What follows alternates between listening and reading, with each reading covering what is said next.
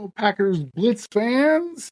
Welcome to another episode of Packers Blitz. I'm your host, John, and this is my good buddy, Andy. Hello. And we survived the dark times of the 1980s and lived to talk about it. And we actually lived to talk about it here in our post-game show. That was a heck of a game, Andy. It was. It was. They came back, so we're happy about that. Oh, my goodness. So I said originally at the halftime show, you guys go back and look at that. Andy and I just went through a brief description. We're going to try to do this when we can from time to time. Either I'm at Andy's place to be here, and we'll have a halftime and a post-game show. So I said at the post-game, at the halftime show, fire Joe Barry. But to my surprise, Andy... They didn't give up any points in the second half. So we did say that the defense, of course, needed to step up, maybe get some turnovers.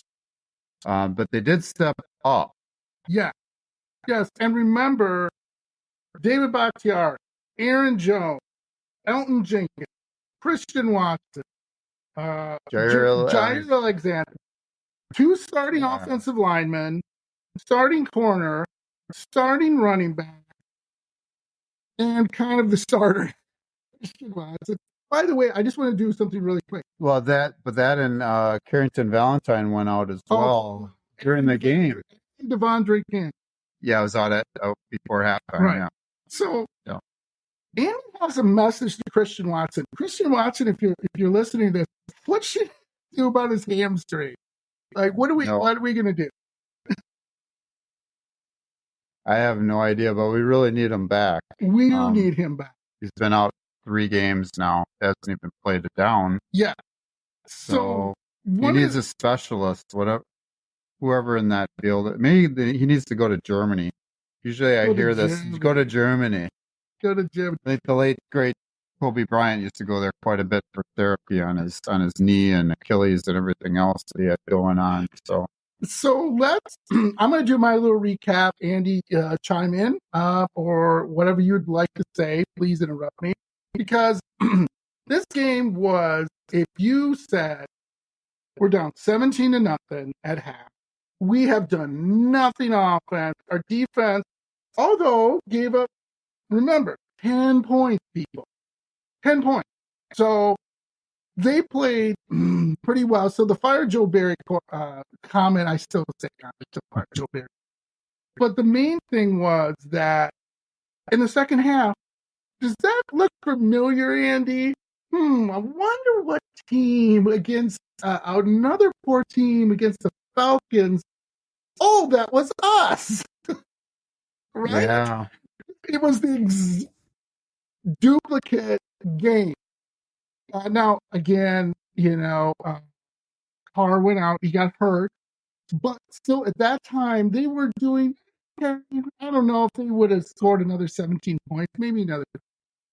But the point was, right, Andy? It was Rashun Gary. Wow, 3 sacks. My God. And Carr got injured on a sack that he sacked him. I mean, it wasn't dirty or anything. Mm-hmm. He just landed on his shoulder, and I slammed his head on the ground. I thought it was a concussion. Yeah. But it could have been either one, and I believe it was a shoulder issue, and that's why he was ruled out for the rest of the game. Correct. That did help because you have Jameis Winston then coming in, who again is not a world beater when it comes to quarterback play. That's why he's not starting, and that's why they went and got Derek Carr. But. Yeah. So again, Packers Blitz fans, the main thing was this was the carbon copy of against the Falcons.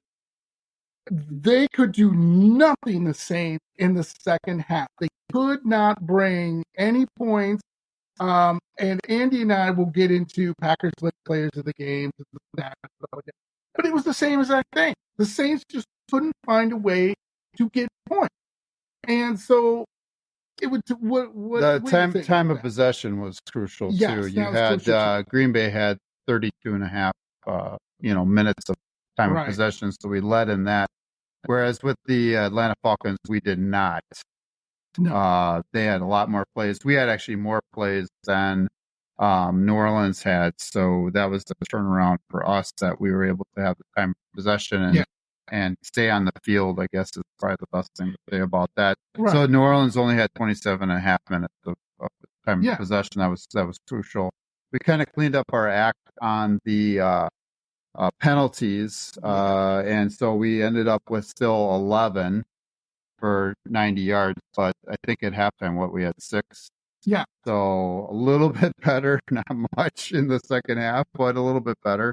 But New Orleans also kind of screwed up. They had 7 penalties, so they had a lot of penalties in the second half, especially, which didn't help them either. So they had 7 penalties for 102 yards. So that's kind of a couple of the key stats that I looked at. But the big thing, big turnaround in the fourth period. There are some friends of ours that had turned off the game and relatives that weren't really paying attention to the game, and all of a sudden they looked at the final score. They got it toward the end of the game where we were, the clock is basically running down and we're just taking a knee. Yeah. They should have just, stayed true to the core. As John said, Jordan Love is inconsistently inconsistent. I think that's what you said. Yeah, I wrote it down. Yeah, that is true. Okay, was that a direct quote from That's a direct quote. So because of that inconsistency, all of a sudden, the last few minutes, he's like all world and completing some really tough passes to his running backs and wide receivers and everybody else. But Romeo Dobbs made a really nice touchdown catch. We converted a 2-point conversion. So a lot of really good throws, a lot of crucial throws at crucial times. There were a few times that we were like really got upset with Jordan, especially in the second half, where I think we were 4th and 2 and he missed a wide open Patrick Taylor. Yeah. So again, 4th and 2, I probably would have been kicking a field goal, by the way. Matt LaFleur. 2 weeks in a row. Matt, are you listening? Matt, you out there? Are you listening, Matt? Yeah, he's not right now, but hopefully later on. So we needed a field goal regardless. 4th and 2, that's not a gimme. Yeah. They had the perfect play call, wide open guy. I understand that, but then you got to make the play. And so at that point, I was like, it's over. And so, Yeah. But they made some really nice plays toward the end of the game. The defense somewhat stepped up. It helped that New Orleans kicker missed the field goal. Which, we're going to say which is their front office's fault, by the way, for trading away Lutz, who's a really good kicker. They traded him to Denver, I believe. By the way, so that's their fault. By the way, I know we're Packers, but check out the score to the Denver-Miami game. It's a basketball score. I am not kidding you. What, 70-20 or something like that? What was the final? Something like that. It was. Yeah, so basically you had 10 touchdowns. I think they were all touchdowns from Miami. And their running back just ran all over them. Yeah. And Tua still playing well, but we're going to get back to the Packers. But anyway, Mostert, thank you. You won my fantasy for me for the week. I had over 30 points. Yeah. So thank you, Raheem Mostert, who ran all over the Packers, by the way, in that playoff game. Yes, he did. That's okay. So the other thing, what I thought was interesting from the standpoint of the Saints, is whatever they were doing in the first half, they went away from because they didn't have Carr. And Andy and I have said the same thing about Derek Carr. Derek Carr, you give him time, back in the NFL, he is going to find a way to beat you. And when he started getting a little more pressure and he started getting, we saw he got off his spot, and he is not a quarterback that's going to beat you in that way. And I just think New Orleans, what they said was, our defense is good enough. This is not going to happen. We're going to win this game. We're 17-0. And they didn't think about, they should have watched our game film, Packers game film with Atlanta go, oh, wait a minute. Look what Atlanta did. And they came back and look what we're doing. And so, plus, they weren't able to effectively run the ball. No. So they did all right, but just all right. And not good enough to consistently move the chains and get first down. So they were not able to do what Atlanta had done against us because they didn't have the talent with the running back committee that they were using. And then I don't think they did a good job. They should have been using Taysom Hill a lot more because he's probably the best runner they've got. So it's like he could have almost won that game by himself. They should have just put him at quarterback and have him run Wildcat the entire time. He actually is a good enough quarterback. He can actually complete a few passes too. So thank you, New Orleans, for that coaching decision. Really appreciate it. I think Allen is the name of the head coach. Yeah, Dennis Allen. Yeah, he's a defensive-minded quarterback. Thank you. But here's the thing: here's my question to you, Andy. Do you think we won the game outright, or do you think, again, I probably know the answer, New Orleans gave it to us? What would you say in this game? I think a lot what happened to us in the Atlanta game, where we gave Atlanta the game, we gave New Orleans. New Orleans gave us the game. So it was turnabout's fair play, which is awesome. We actually, at this point in the season, we are very fortunate. Thank you. Thank you, football gods. That we are 2-1. We could be 3-0. We could be 3-0, but I'm happy with 2-1. I think we're headed in the right direction toward a playoff berth. And I know it's talk, but we needed to be at least 2-1, 3-0 to start the season for that to happen. As of right now, we are tied with Detroit for lead of the division. Correct. And we play them next week. The Vikings haven't won a game yet. Nope. The Bears are getting boat raced right now. Correct. They just scored, as he says that, they just scored a touchdown. The Chiefs scored a touchdown against the Bears. So. Just to go off topic just a little bit before we finish our maybe called, they're going to. Those are still going to. Just to know that you guys, that is anyway, one of the funniest things is, thought we just went to the shitter all of a sudden. Okay. I felt like going to the shitter a lot in the first half, let's be honest. So we do our preview of the Detroit game. Do we want our players of the game first, though, before we do that? Yeah. But I'm just telling you guys, we're going to do another episode. We're trying some different things, like I said. So please listen and do it. But let's get back to the game. Let's do the Packers split. Let's start with defense, because this is an easy one. Your defensive player of the game. Rashun Gary. Rashun.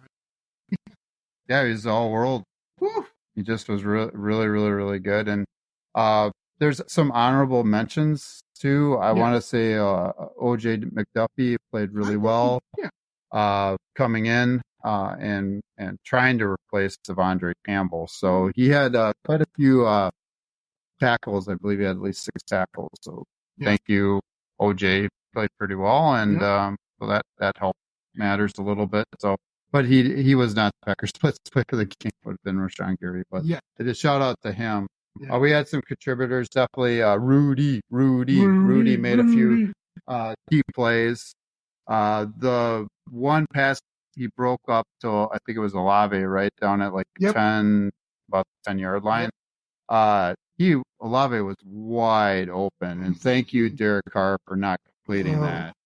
Oh my gosh! If he would have found him earlier, that was a touchdown easily. So, some of the plays were out there for New Orleans to take advantage of us, and they did not always make it. So that worked out for in our favor. We knew it was going to be a close game, John. Everybody said it was going to be close. Vegas said it was going to be close. They said it was going to be a 1-point game. It was. So yeah, good. Kudos to them. And John and I were pretty good on our predictions. We predicted the Packers would win. If you would have said that to us about the start of the fourth quarter, you said no way. No, it's over. So it's over. Yeah, Andy and I were sitting here, and we were getting panicked because the play calling was substandard. I mean, come on, that's an easy one. I will address that right now, John. Okay, you address that. because we were down toward the goal line, and I was calling the plays for us, right, John? And I told Jordan Love, pull the ball back, don't give the ball to whoever it was trying to get in the end zone. Was that on third down or fourth down? Whatever it was. Third down. Okay. So then there was the play that he scored the touchdown on. He pulls the ball back and runs it in for a touchdown. I'm like, thank you. Yeah. Thank you. Right. He is athletic enough to make plays like that. He was making plays all day like that, where he was taking upon himself to run the ball. He led us in rushing, by the way. Jordan Love had 39 yards and a touchdown. He led us in rushing. Yeah. So that's how bad that was. We're going to have to address that because that's been 3 straight games that our rushing has been subpar. Okay. So, A.J. Dillon had 11 carries for 33 yards. And Jordan Love had 9 rushes, 9 scrambles, or whatever you want to call it, learning for his life. Wilson, what did he have? 2 carries for 6 yards. Yeah, so we weren't averaging very much. But again, that touchdown from Jordan was key. And we were trying to think about a player of the game on offense, John. That was really tough. I'm like, nobody. No. Dobbs had a nice touchdown catch. Jaden Reed made it, but still. But I guess overall, I would have to give it to Jordan Love just from the standpoint he did make some plays that, But he's only completing 50% of his passes. He has not been accurate. We talked about that during the game. I think he was 22 of 44, which is 50%. So, and he was at 55, 56 the first 2 games pretty consistently. And so, I know, picky. But you had opportunities in the National Football League. If you're going to be a National Football League starting quarterback, typically you need to be completing over 60% of your passes. A lot of really great quarterbacks will be more closer to 70. Correct. Am I not right in that? Most of the quarterbacks that are completing 55% of their passes are out of the league. I'm talking to you, Carson Wentz. Cam Newton. Cam Newton, if you're watching Packers Blitz right now, that would be you. Very inaccurate passer and got beat up, just running the ball all the time. So hopefully, cautionary tale. We don't want that happen to Allen with the Buffalo Bills. How many sacks? Can you look at really quick? How many sacks did the Saints have? Oh, did the Saints have? I think 2, 1.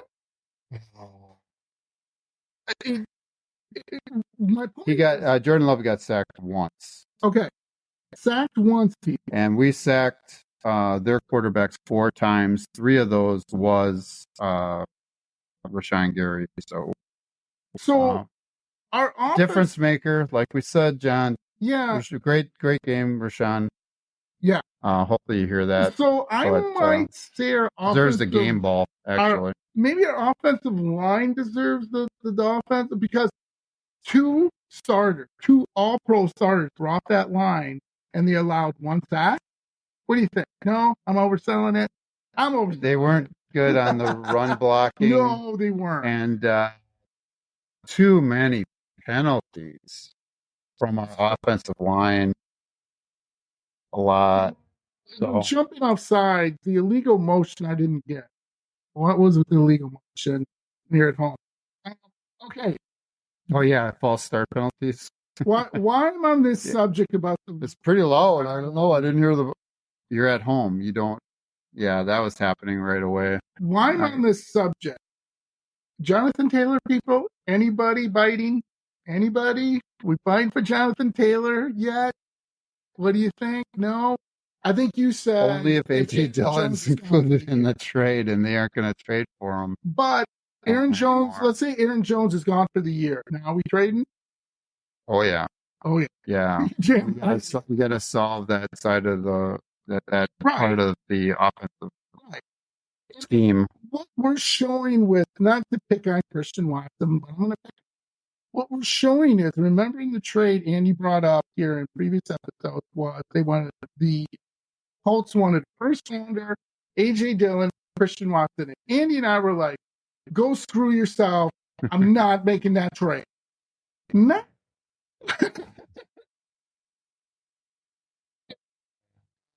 Well, the Colts are, over a barrel, so to speak. Yeah. In that, Jonathan Taylor doesn't want to play for them anymore. No, he doesn't want to play for the owner because the owner opening up his mouth. Yeah, he can't keep his mouth shut. And so that's a lot like what Jerry Jones does, but even Jerry Jones doesn't make stupid comments like Irsay did. So I'm calling him out. Jonathan Taylor is the top 5 back. The thing that he brings is he catches the ball really well also. So but he's been hurt too. Yeah. So then, if you trade a Christian Watson, I'm not saying that, but if you traded a Christian Watson, you're trading an injured player for an injured player. So I don't know, but they aren't going to do that I don't think even up. So Christian Watson, I mean, he is a game breaker. He is a real talent. But if he's not playing, he's no good to you. He's absolutely no good to you. So, and that's same goes for like Bakhtiari, and it's unfortunate he's having knee issues again, fluid buildup, whatever it is. That means he basically probably having problems bending his knee, let alone functioning. And I feel for him. He's had three operations, so. Yeah, hopefully he'll be back soon. But we do have a really deep offensive line, which we said before. We proved it today. We did. Anything else on the recap? Yeah, I mean, the Packers D stepped up in the second half. We didn't give up any points. So kudos to and I don't know if we can give Joe Barry all the credit for that, but really tough for us to do that. I think it was more the ineptitude of the play calling and the execution on the Saints offense. We could have very easily still lost that game with the last second field goal. It's not like we stopped them cold. So So, like I said, Troy and Green Bay play at Green Bay 7:15 at Amazon Prime. It's gonna be it's for the division lead, which is crazy to think about, but it is. Andy and I, do you have anything early you want to talk about? Because we were going to come back Monday night and give a little more depth, a little more time to look at some injuries and kind of see what's going on with guys like Rondre Campbell, Aaron Jones, Christian Watson, and then. Well, after watching the Packers in the first 3 games, I just personally don't see them beating the Lions. Yeah. We have to correct our running game, but the unfortunate part is Detroit has a really good run defense. Yes, they do. So that means we're going to have to probably attack more through the air, which means we're going to need a Christian Watson to play. We're going to need an Aaron Jones. Now, if we get those dudes back, even if we don't get back some of the offensive line players that we're missing, we might have a chance. But as of today, I would say that's going to be a loss, and then we'll be back at 500. I predicted, by the way, several episodes ago that we would lose both games to the Lions. I'm sticking to that. And you said a split, right? They are not winning that game on Thanksgiving in Detroit, by the way, either. So, again, it's kind of weird. We're playing them on Thursday night twice. Yeah, that is weird. So, no, I'm looking forward to the game. Yeah, so am I. Detroit, I think, has a really good team. I don't think they're an elite team. No, they're not top 5. They might win one playoff game or something to that effect. It looks like they're going to win the division at this point. They should. A lot of things can change. It's only the 3rd game, but as of now, it's not going to be us. Nope. I really don't think. Which means, this is an important game coming up for the Packers. If we can steal this one too, that would be awesome. Be 3-1. Their break is week 6, correct, John? Yeah. So even if they picked up another victory before the break, to be 4-1, that would be Unbelievable. Yeah. So, yeah, I mean, I would say as far as the season goes, our Super Bowl is going to be the games that we're playing Detroit. Yep. So if we can pick up victories in those games, that's going to be pretty awesome. Yeah. Advantage, though, Detroit in a lot of different ways. And the only way we're going to beat them is to attack them through the air. Correct. And we're going to need some weapons to be able to do that. So we shall see. Jared Goff, people could say what they want to say about him. He's not a slouch. No. He is not good away from the friendly confines of, I don't even know if they call it Ford Field anymore, but whatever they call it. Right, exactly, whatever they call it. He's much better indoors. Yep. Much, much, much better. Yep. His splits between away and home it's not even close. So, again, if you can get him off his game, get some pressure on him, get him to turn the ball over. They have a lot of weapons on offense. A lot of weapons. They do more than we've got. So it's going to be a situation where our defense would have to create some turnovers, and then our offense would have to do something through the air. Watching them today, I'm not totally confident in that, but as of now, I'd expect to try to take that game, but we'll see on that. See. We'll see. We're still a young team, right, John? Very young. Patient.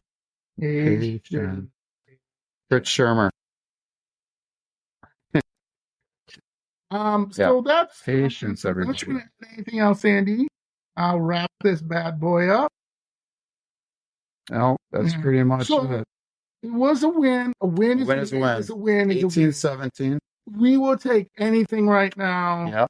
And I really think the Packer fans who were there are going to see a great game at the end, maybe not 3 quarters, but still. And thank you, Saints. Thank you, Saints, for bad play calling.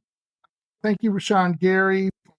Thank you, Saints, for not showing up in the second half. Basically, the whole second half. The whole second half. That's a lot to accomplish, the whole second half. We didn't show up the majority of the fourth quarter last game. Nope.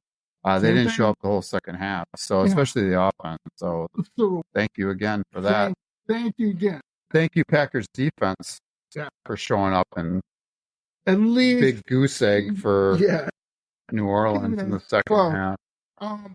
So that's it for the post-game show, Packers Blitz. Like we say always, you are the greatest fans in the world, Packer fans. Of course they are. We will be back this week with the game preview of Detroit, even though we kind of gave you a little bit of a teaser for it. Remember to listen to us on Spotify, YouTube, iHeart, Apple, wherever you listen to the Packers Blitz podcast. We're doing a video here, so now you can watch us on YouTube. We'll try to do it from time to time. Also, please rate us 5 stars and subscribe to us. We need all the help we can get because Andy and I are just doing our best to keep this lovely podcast going because we love talking Packers. And I promise next time I will try to use a little bit more hand gestures. But the problem is I would knock the mic right over.